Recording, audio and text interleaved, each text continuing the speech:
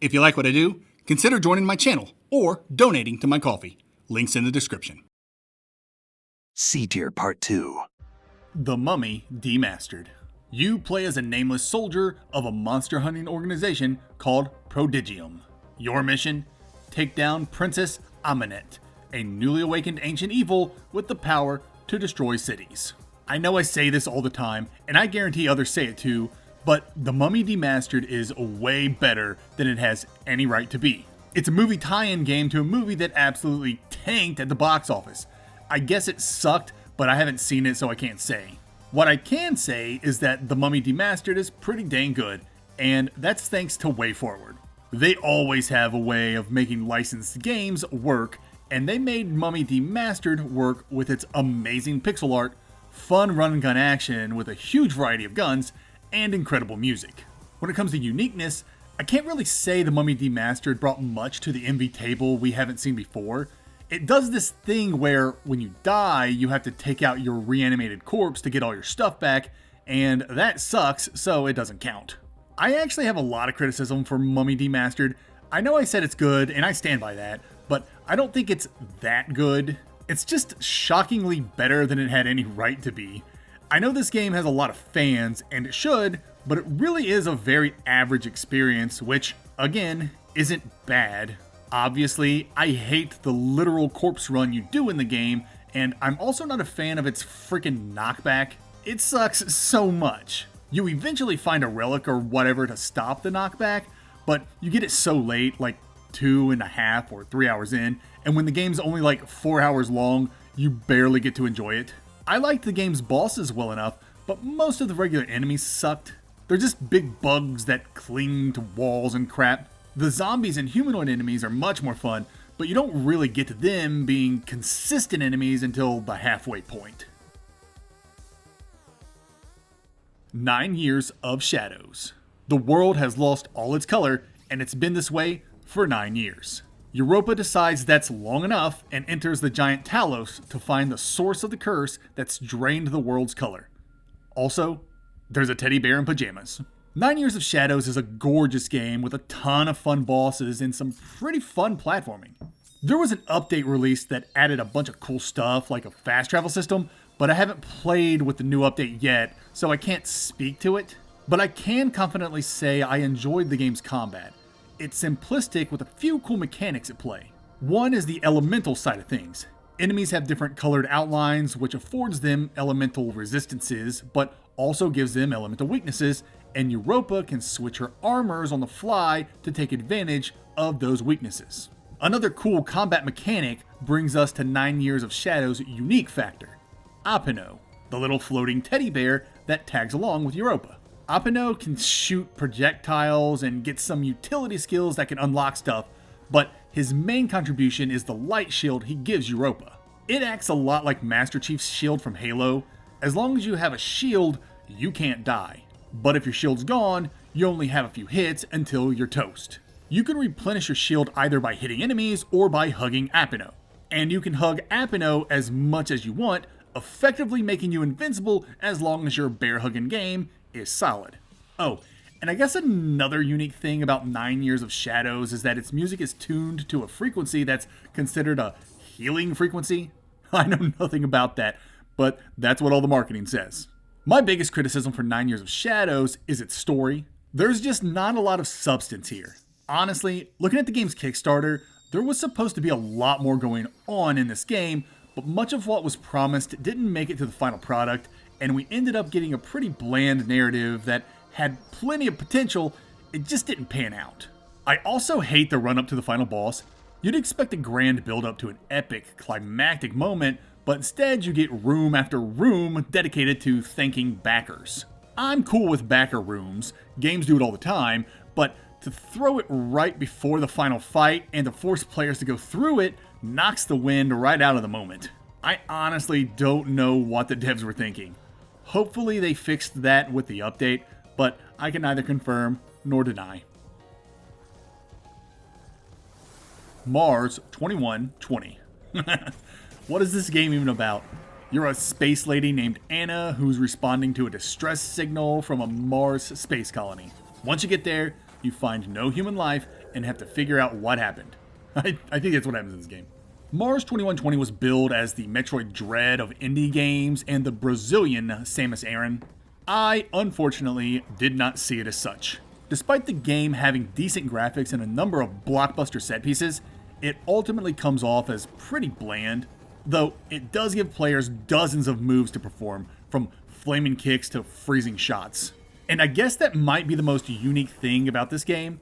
Your character gets so many moves, it feels like you're playing a freaking fighting game. The number of projectiles and melee attacks you can pull off is simply absurd. When it comes to criticism, the biggest one I have is that this game is just so forgettable. I'm not trying to be mean, I genuinely cannot remember much about this game. I remember all the moves you get, but I can't remember the protagonist's name. I think it was Anna. I can't remember the story, and I can barely remember the world. I do remember fighting the boss of the game, not knowing who or what it was, or that it was even the boss of the game, and then seeing the ending and just being confused. Not from the ending's content, but because it just came out of nowhere. Yars Rising. A hacker named Emmy is hired to take down a corrupt corporation from the inside, and what's meant to be an easy gig turns into an intergalactic conspiracy. Yars Rising is a revival of Yars Revenge, an Atari classic. And seeing it resurrected as a Metroidvania starring a bubbly female hacker in a neon-drenched world was a bit odd, to put it mildly. But Way Forward was at the helm, and I've seen them work miracles before, so my disbelief quickly turned to excitement. And after getting my hands on it, I can say that it was a completely average experience. But at least the soundtrack was full of bangers, and its writing and jokes weren't too bad either. As for Yars' uniqueness, I'm going to go with its hacking minigames. They play out like the original Yars on the Atari 2600 with a WarioWare-like twist. Minigames have unique objectives to clear, and everything is so fast-paced, keeping players on their toes every time they initiate one of these games. My criticism for Yars, other than it's just kinda going through the MV motions, is that you have traversal moves in the game that require a resource, and if you run out of that resource, you have to farm. And needing a consumable to double jump is objectively trash. The Messenger. A young ninja is tasked with delivering a scroll that could save his people. His journey evolves from a simple mission into a sprawling adventure across time and destiny. The Messenger is a Ninja Gaiden tribute with a sense of humor. It also has an amazing soundtrack and outstanding platforming. If you're looking for a great action platformer, look no further than Sabotage Studios' debut release. As for its uniqueness factor, let's start with the cloud step. You hit something while airborne, and you get a second jump. Jump and hit something again, and you get a third jump. As long as you are jumping and hitting things, you can jump forever, and it's super rad. Now, for the Messenger's other unique attribute, I'll need to dive into spoilers, though I'm sure everyone knows about it by now. The Messenger is a surprise Metroidvania. Though, since you're watching a Metroidvania-centric video, this shouldn't come as a surprise. But let me tell you, I played this game blind and was thrown for a loop when it went 16-bit. An incredible moment indeed. And this leads to my criticisms. The Messenger shouldn't have done that. After the novelty of the 16-bit Metroidvania surprise wore off, I was left with a pretty boring latter half of an otherwise outstanding action platformer. Retreading the same exact locations but with a shiny new coat of paint and puzzly gimmicks that force you to jump between the past and the future just wasn't all that fun for me. I'll admit it's not all bad, and there are some cool segments like finding that underwater temple using that conch and the butterfly/bat fight, but mostly it was just a slog looking for the musical notes. And boy, do I hate this game's lead up to the ending. Listen, Sabotage Studios has a lot of strengths, but writing and storytelling is not one of them. And the fact that they would dump 10 minutes of exposition on you right before the final fight is legit garbage. And don't get me started on Sea of Stars. That might be the most poorly written game ever, and I don't say that lightly. Sea of Stars' writing is so exceptionally bad it should be studied, though I've heard they updated the writing since launch, so maybe it's better now. Anyway, I'm off topic a little. The Messenger's narrative is bad because Sabotage Studio does not know how to write. But dang, can they code a fun game. Ebenezer and the Invisible World. Ebenezer Scrooge, transformed by his ghostly encounters, now fights to protect London from supernatural threats and corporate greed. His journey uncovers redemption, courage, and the unseen forces shaping the world. Who would have thought that A Christmas Carol would get a sequel in video game form? I guess that's what happens when you hit the public domain. Surprisingly, the devs did the property right and made a game pretty faithful to the source material. I mean, it's still a silly premise, but its narrative is well within the wheelhouse of possibility. I also like its Ender Lilies-esque approach to abilities, equipping spirits and watching the spirits manifest to carry Scrooge and whatnot. As for the game's uniqueness, nothing really rings a bell outside of its premise of using the Christmas Carol property. For criticisms, I don't really have much other than the game was pretty bland. It's interesting in that you're Ebenezer Scrooge fighting ghosts and whatever, but I just couldn't get into the game. Which is weird because it plays so much like Ender Lilies, one of my favorite MVs of all time. I guess it goes to show that a good atmosphere and narrative can take a game a long way. Not that Christmas isn't a great atmosphere, it's just not a great one for a Metroidvania. Outbuddies DX. A deep-sea explorer awakens in the ruins of an ancient underwater city. Guided by a robotic companion, his journey uncovers lost civilizations and the struggle for survival beneath the waves. Outbuddies is a pretty neat game, all things considered. It's very much a Metroid clone, but it still brings some unique things to the MV scene. The main thing being your robot buddy. You can control it manually, and it can affect the environment and enemies, much like the Axiom Disruptor from Axiom Verge. The robot isn't ideal for combat, but it's great for figuring out the game's puzzles. I also like this one mechanic it has where you get help from the people you save. I think for every 6 people you save, one person will run in with a healing item for you during boss fights. I don't know, I just thought it was pretty cool. My criticism for Outbuddies is that it's pretty dang hard. The game actually keeps track of your deaths, and I know I was in the triple digits by the time I finished it. I remember also finding the controls to be less refined than what the game demands, which was also a bummer. Mystik Belle, Enchanted Edition. Belle, a young witch in training, embarks on a quest to save her academy from magical disaster. Mystik Belle is a Metroidvania combined with a point-and-click adventure without all that pesky pointing and clicking. I guess what the marketing means by that is you collect items and use them throughout the journey to progress, and sometimes logic is thrown out the window. And yeah, I would agree with that. Mystik Belle is also a funny game that doesn't take itself too seriously. And it's a run and gunner, which is always awesome. For uniqueness, its point-and-click nature is up there, along with the fact that Belle does contact damage to enemies when she touches them, which is downright hilarious. For criticism, I don't really have much. It's a short game, maybe 4 hours, and it has a hidden ending that's fun and funny. Obviously, the point-and-click logic can be a bit strange, but you signed up for that when you booted the game up, so criticizing that would be like getting upset that water is wet. Yeah, the combat is kind of shallow, and it's not a difficult game, and it's pretty short, but these things don't bother me. FlipWitch, Forbidden Sex Hex. You're a witch with the ability to gender bend, and you're gonna need to use that gender bending to take out the Chaos Witch before she takes over the world, or whatever. Look, it's a porn game, so the story really isn't the focus here. FlipWitch is a pornvania, and it doesn't have an SFW option. So that's why you're seeing what you're seeing right now. Beyond its lewdness, it's a capable Momodora-inspired MV that's both competent and fun. What can I say about its uniqueness? It's a pornvania. There's not too many of those, not that I've checked. It also has a gender swapping mechanic that's essentially a more simple version of Guacameele's dimension swapping gimmick. My criticism for the game is that I wish there were an SFW option. I also found the platforming to be a bit unpolished. I just couldn't get the air dash to work consistently, but I've heard people say they didn't have that issue, so take my complaint with a grain of salt. The game isn't very rewarding in my opinion, unless you're strictly here for the lewdness, then I'd imagine you'd find it very rewarding. However way you slice it, the game not having any reward for completing all side quests is pretty dirty. ReSetna. ReSetna awakens with a single purpose: to eliminate the signal, some kind of digital being corrupting the AI creatures of her world. It's really tough for me to talk about ReSetna because it's changed so much since I played it at launch. I played through the game twice, once at launch and again after its Ruby Armor update that fixed a lot of the issues the game had at launch. I'll be honest with you, It's a good game and a decent Metroidvania, especially after the Ruby Armor update. After the update, combat was much smoother, more enemies and enemy types were added, and so many other tweaks were done to make the experience better.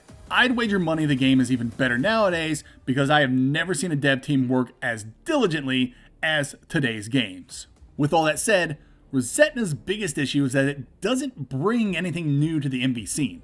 That's not always a bad thing, but it can be if many of your other aspects also fail to stick out. And with ReSetna's combat and platforming just being serviceable, I can see how this perfectly good MV got lost in the sauce. And I guess that covers my criticism for the game. It fails to innovate while also failing to elevate any of its other qualities.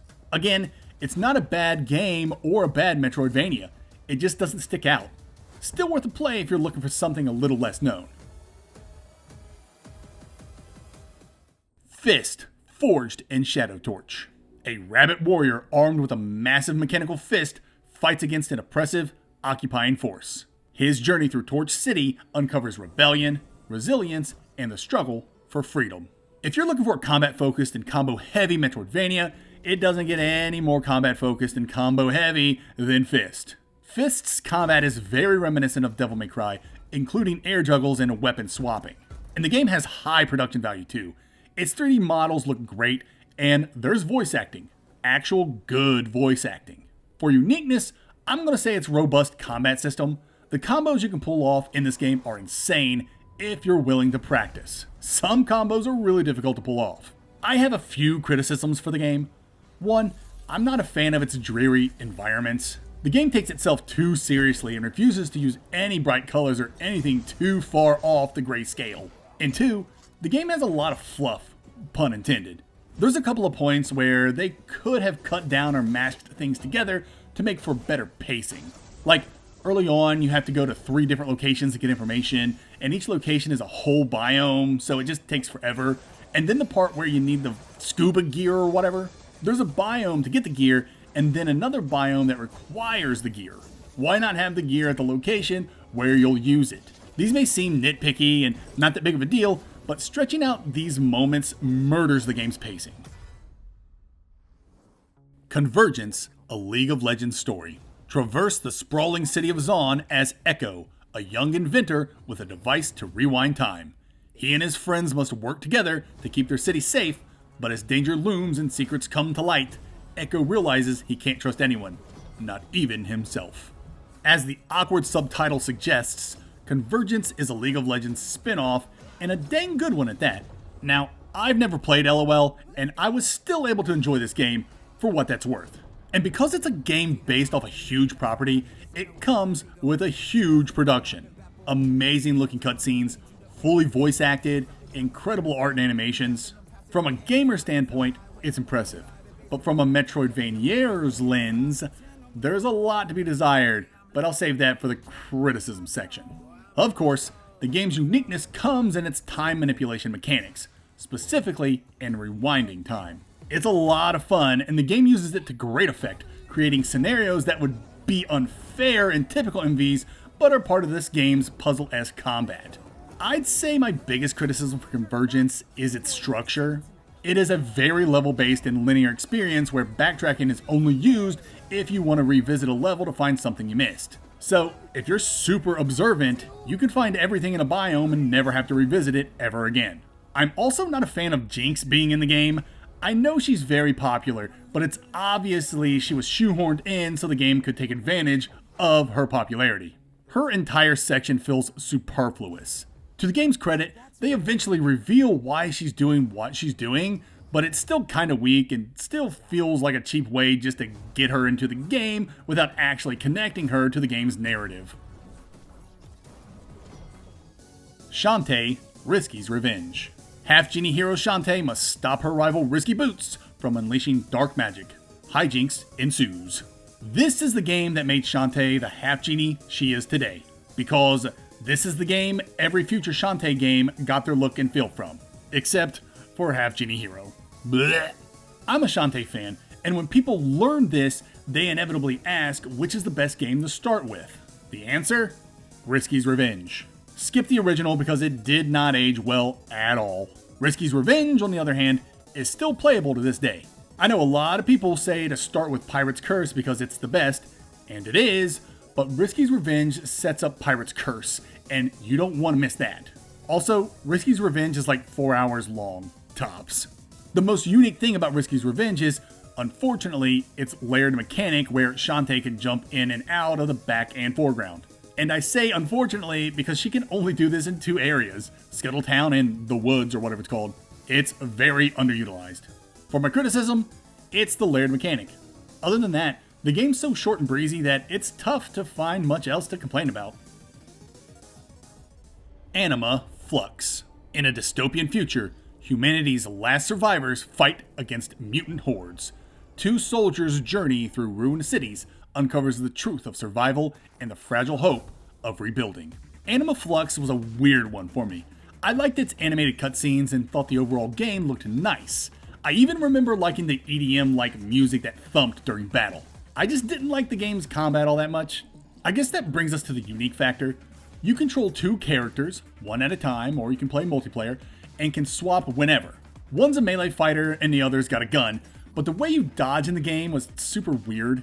If I recall correctly, you have to attack first, then press a direction to do a dodge with iframes, but it wasn't just a dodge, it was also an attack.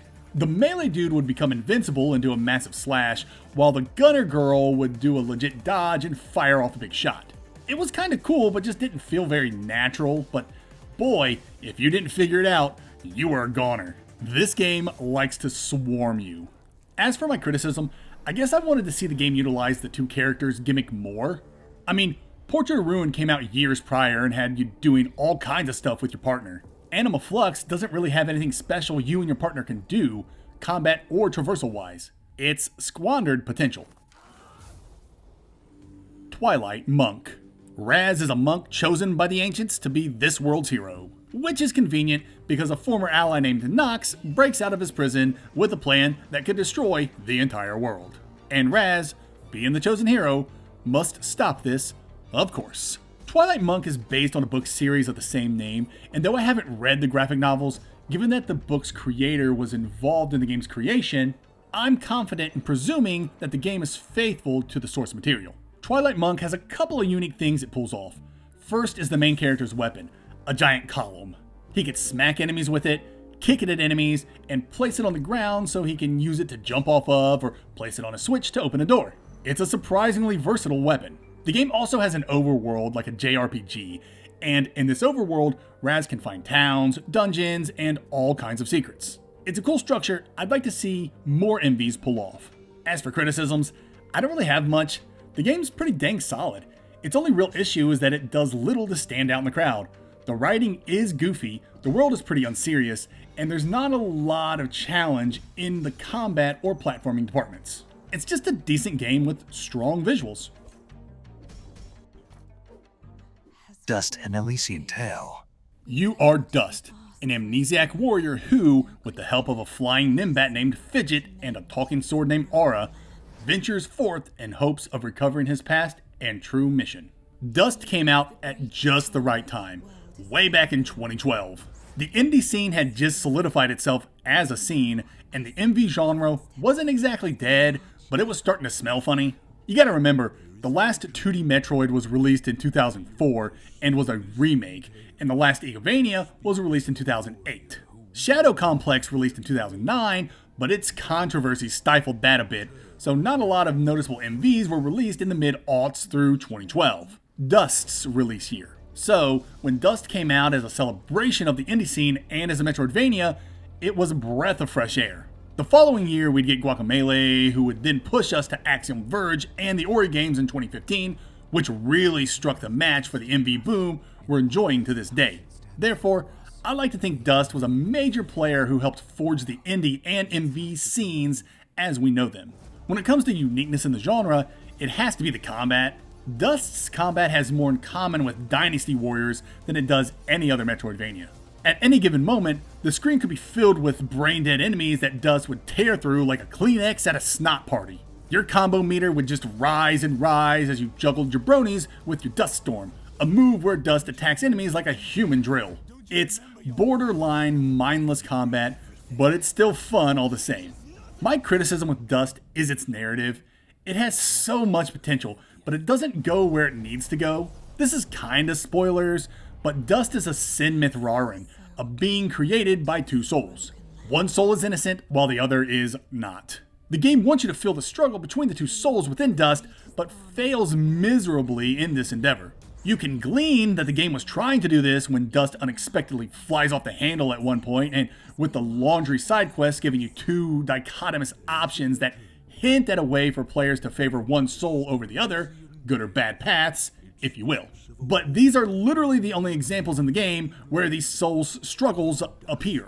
From my understanding, development time ran out and some things had to be cut, and it's easy to see that narrative was the casualty.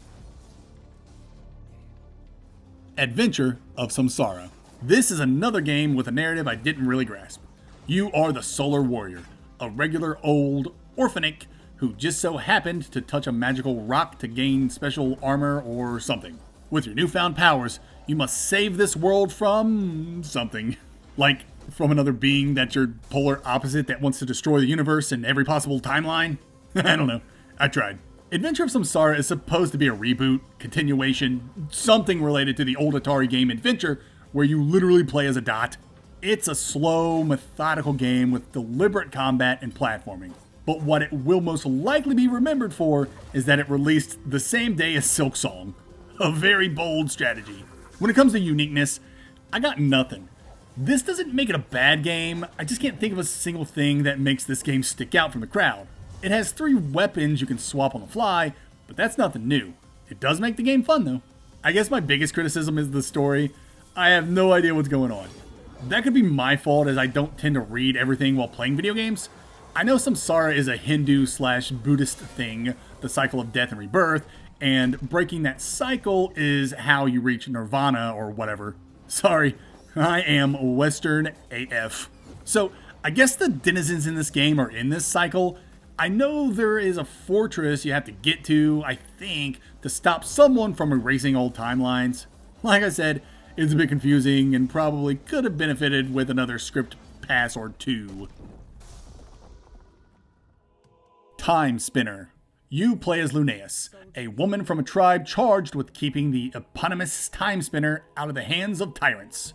And so when the tyrants come a-knockin', Lunaeus uses the Timespinner to travel back in time to warn her tribe.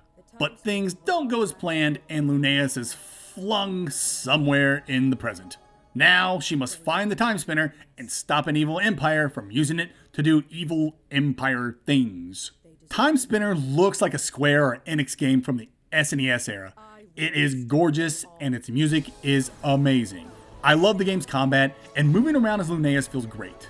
And the time traveling aspect is a whole lot of fun from a mechanical perspective. Go to a waypoint and choose what time period you want and what location, and boom, you're there. For uniqueness, the time travel piece is pretty unique. Combat's pretty unique as well in how you equip weapons in each hand and must strike rhythmically for optimal DPS. And freezing time so you can use enemies as platforms is pretty cool too. As for my criticisms, there are a lot. I go over things in great detail in my Timespinner review, so I'll be brief here. Yeah, brief. First, this doesn't feel like a complete game. I don't know what it is, but Timespinner is missing something, and because of that missing something, it feels more like a proof of concept than a finished product. Next, the writing in this game is atrocious. Not only is the dialogue adolescent in places, it also lacks significant logic. The main culprit has to do with how certain actions in the past affect the future. There are 3 laser barriers you have to take down, and the events you do in the past that takes down these barriers one at a time just doesn't make sense. Quick example, why would killing 2 demons in the past take down one of the 3 barriers? Then there's the whole LGBTQ campfire scene. If you know me, I'm no bigot. Unsighted is one of my favorite MVs of all time, and that stars a gay android. Same with Cookie Cutter. That stars Cherry, the gay android, or Denzel, and I have no problems with that game. Timespinner, on the other hand, is just obnoxious with its queerness. How? Because it's not organic.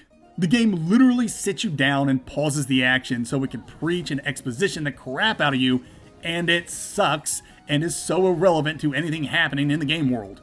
I literally don't care if you all are gay and trans and in a polycule.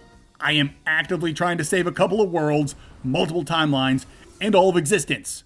I don't care what you all do with your genitals. So yeah, the writing all around is just terrible in this game. If they wanted to incorporate the character's queerness, it would have been better to dispense this info naturally during the course of the game. Dumping everything right in the game's climax is as much of a pace killer as it is just weird. And you know what? It would be equally as weird and stupid if it were a bunch of straight people sitting around and talking about their sex lives. And I know I'll get some pushback on this because the campfire scene is optional, but that doesn't make it any better in my opinion. Aestik. Not gonna lie, I don't know what's happening in this game. You play as an owl creature or something and must stop corruption that's spreading throughout the land of Aestik. That's all I got. There's an interesting twist later on, but I don't know if I fully grasp what's happening, and that's spoiler territory, so I'm not going to talk about it in the game's setup. It's clear to see at a glance that Aestik is inspired by Hollow Knight, but it's much more than a Hollow Knight clone. It's ambitious with its decision trees that affect the bosses and outcomes in the game, and its overall story is pretty intriguing. And while I don't recall its combat being anything special, its platforming was a lot of fun. As for its uniqueness, I suppose the branching paths you unlock through your decisions. It's not 100% new to the genre, nor is it 100% pulled off in my opinion, but the game requires you to complete it twice to get the best ending, I believe, and these alternate paths make that second playthrough much more interesting.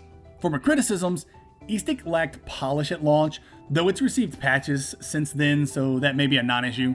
I know people will say something about its likeness to Hollow Knight, but that really doesn't bother me. I guess for me, my only issue is the story. I didn't quite understand what the best ending was all about and what the implications of the twist with the odd god meant. I don't know, maybe I missed something, but I just don't think the game communicated its narrative well enough. Gestalt, Steam, and Cinder. Step into the shoes of Elysian and tread the path of the Soldner, an elite mercenary of Urkala who lives one job at a time. Take up the sword and gun to discover what's happening to the disappearing Steam needed to run this world and to figure out who you truly are. Gestalt is a beautiful pixel art game with a lot of great things going for it.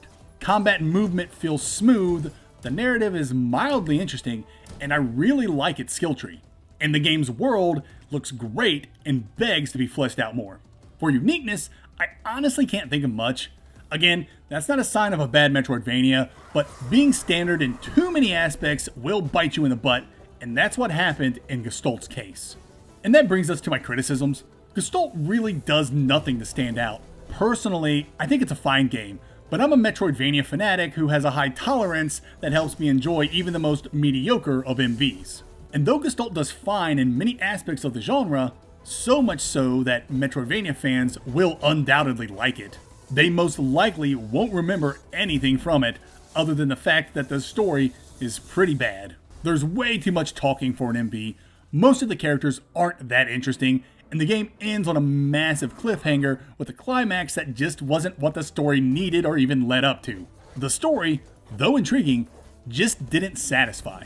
But in the game's defense, I would totally play a sequel to see what happens next because, like I said, Gestalt is a good game that just has trouble sticking out in this market. One quick criticism, each character has only one portrait, and it's usually them smiling. They're nice portraits, but when tensions are high or emotional and their portrait is just staring at you with a goofy grin, it takes you out of the moment. Shantae Advance, Risky Revolution. Shantae's latest adventure has her going up against risky boots once again.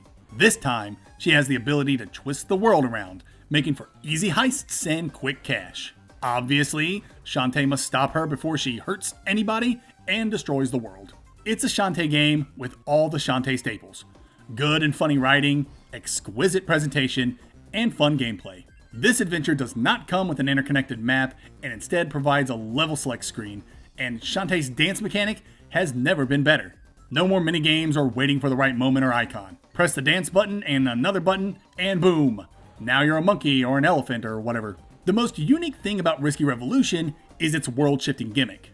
Every town and every area has a button Shantae can press to shift the world. This is more of a story progression trigger in towns, but in the explorable areas, This world-shifting shtick is integral to solving puzzles and navigation. It's pretty cool and requires some great level design to pull off, and I think WayForward pulled it off nicely.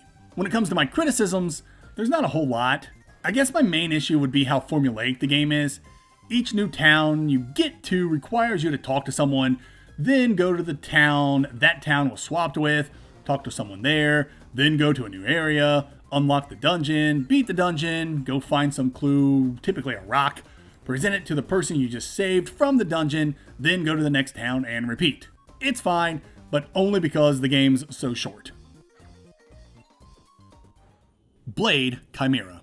In this world, demons have wiped out humanity, leaving only a small pocket of human civilizations intact. This civilization is protected by the Demon Hunters, a theocratic organization with a zero demon policy. You are Shin, a demon hunter with no memory of his past.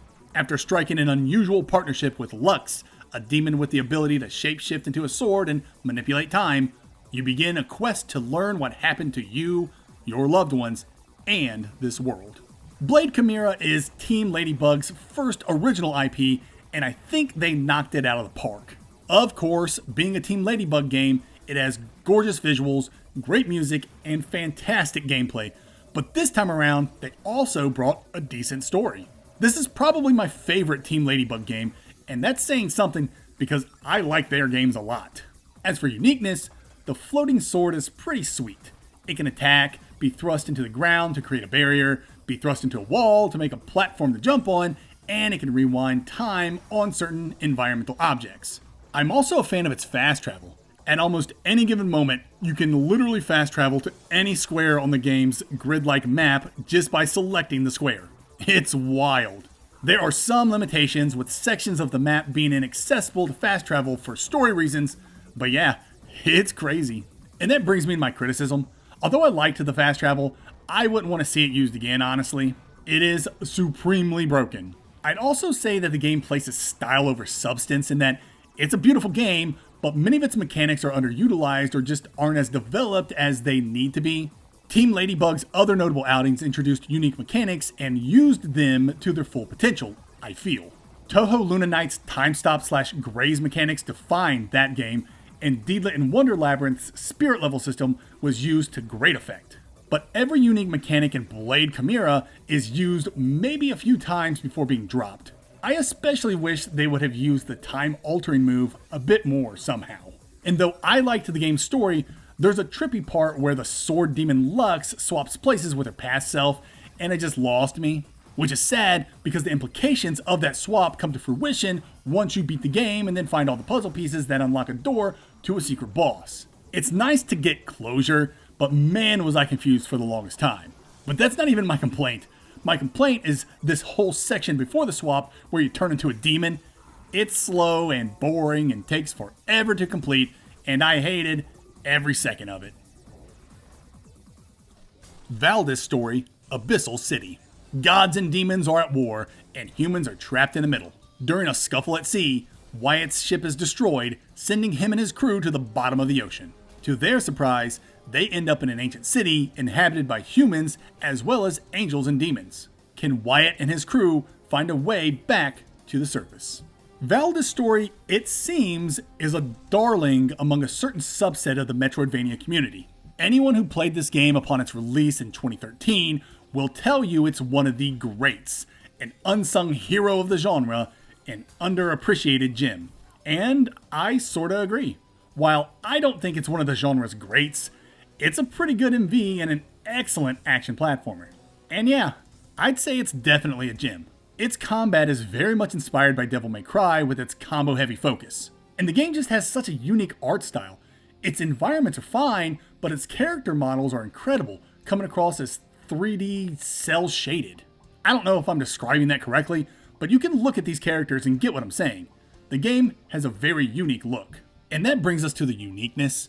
Valdis' story brought a lot to the MV scene back in the day. Multiple characters with their own dialogue and movesets, skill trees that facilitate character builds, time-sensitive events that affected the story in multiple ways.